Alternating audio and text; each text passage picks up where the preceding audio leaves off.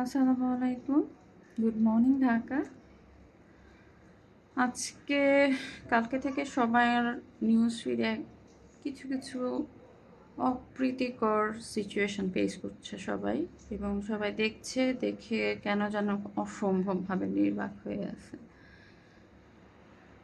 জুলাই অভ্যর্থনে শিশুদেরকে মেরে ফেলা যখন হয়েছে তখন আমরা সবাই কথা বলছি, কথা বলার মতন ছিল।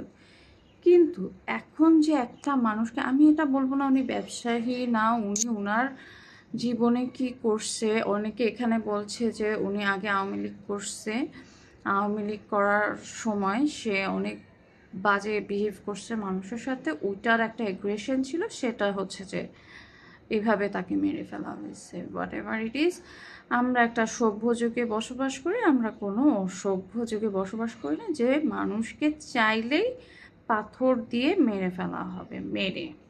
ফার্স্ট অফ অল, সেকেন্ড জিনিস হচ্ছে যখন হচ্ছে যে ওদের সাথে এরকম করা হয়, আমাদের সিস্টেম অ্যাজ ইউজুয়াল ছিল না।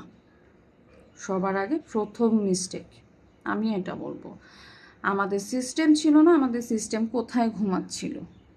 সিস্টেম বলতে পুলিশ, অথরিটি, সিকিউরিটি সিস্টেম, সব কিছু না, কোথায় ঘুমাচ্ছিল সেটা আমি জানি না।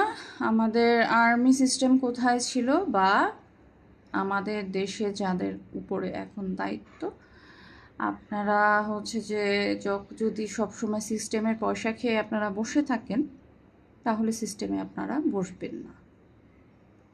আর তাকে কিন্তু খুব শর্ট টাইমে মেরে ফেলা হয়েছে এমন না, অনেক লং টাইমে। একটা মানুষ মারা যাওয়ার পরে তার লাশের উপরে লাইট থানো হয়েছে, মানে কতটাও মানুষ হতে পারে একটা মানুষ। আল্লাহ মাফ করুক তাকে, আল্লাহ অবশ্যই বেহেশত নসিব করবে।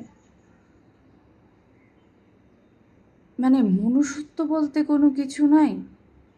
আর হলো সবচেয়ে বড় বিষয় হচ্ছে, আমি একজন ব্যক্তি হিসেবে বলবো, আমি কোনো প্রকার কোনো কিছু বলবো না যে একটা সময় যে যখন আমরা সবাই কথা বলছি, এখন কিন্তু আসলেও কথা বলার মতনই সময় আবার আমাদের সামনে এসে দাঁড়াচ্ছে।